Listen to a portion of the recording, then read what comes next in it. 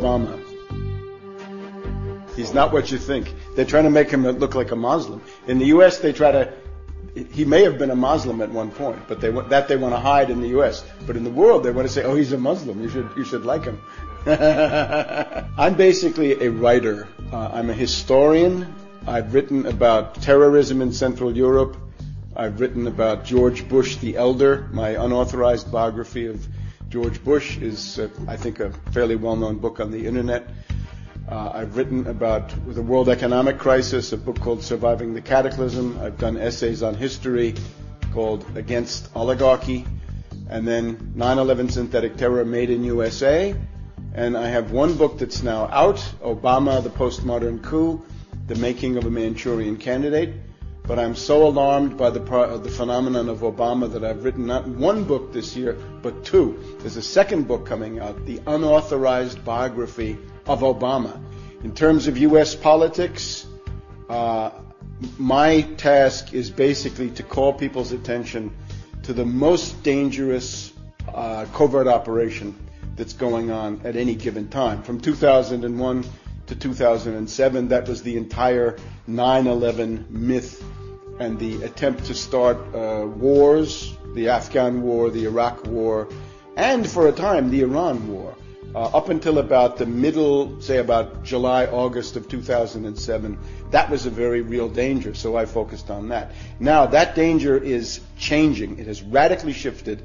The greatest danger is now a covert operation around the candidacy of Obama. It's a kind of political coup d'etat going on in the United States with great danger for the world, because the policy represented by Obama is more aggressive, more militaristic, and generally speaking, more catastrophic than anything the neocons had.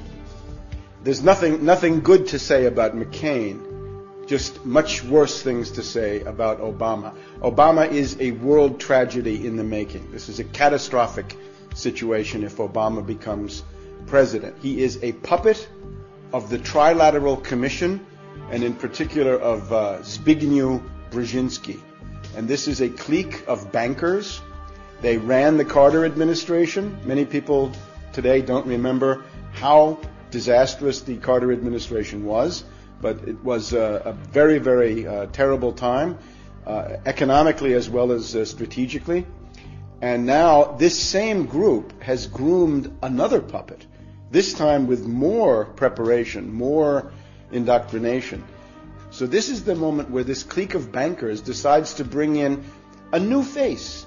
And this time, not a right-winger, not a neocon, but a left-wing demagogue who promises hope and change, but actually represents policies that are qualitatively worse, qualitatively more destructive, and he can deliver Europe as pawns, as puppets, as expendable assets. Because the project of the next administration in the U.S., if it's Obama, is going to be not so much wars in the Middle East, but wars on a greater scale. Because Brzezinski says the center of power in the world is not Iran, it's Moscow and Beijing. And therefore, Brzezinski is determined to smash, essentially, Russia and China in the next period ahead in order to let the U.S.-British world domination go on for another 100 years. Now, that's the project. That's more ambitious than any neocon, and it's more adventurous, and it's more dangerous. So people in Europe had better wake up that silly romantic illusion they have about Obama is going to be suicidal for them if they don't understand this. There are right-wingers who don't know how to attack Obama. I would attack Obama in the way that I've just said. He is a puppet of finance capital of the worst possible circles, of David Rockefeller, George Soros, and this group. And their project is extreme austerity, savage reductions in the standard of living, and the basically immiseration and impoverishment of the United States. In terms of foreign policy, it is this plan to have a global showdown with Russia and China. So for that, they need left cover. Now, the right-wingers don't know how to attack this. So they basically try to argue either that Obama is a communist, which I think is not accurate because he's a servant of finance capital. How could he be a communist? Or that he's a Muslim because his middle name is Hussein. he lived in Indonesia for a while, and he may indeed have considered himself a Muslim at some point in his life. I would, however, notice the two fathers that he had. He had a father, first of all, from Kenya, his biological father, who abandoned him, a guy called Barack Hussein Obama Sr., and then an Indonesian, a guy called Lolo Sotero. Both of them, it seems to me, were more devoted to Johnny Walker Black Label Scotch whiskey than they ever were to Islam. So I don't think the Muslim connection really makes any sense. But I would add one thing.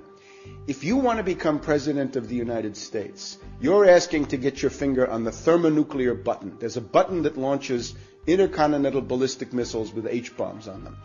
From that point on, we, the public, want to know everything about Obama. Everything.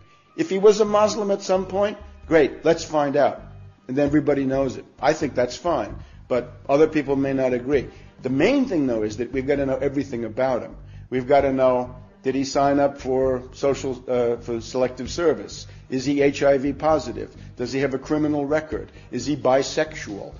Does he smoke crack cocaine? These are all charges that have been made about him. The guy is a puppet of the worst circles of imperialism.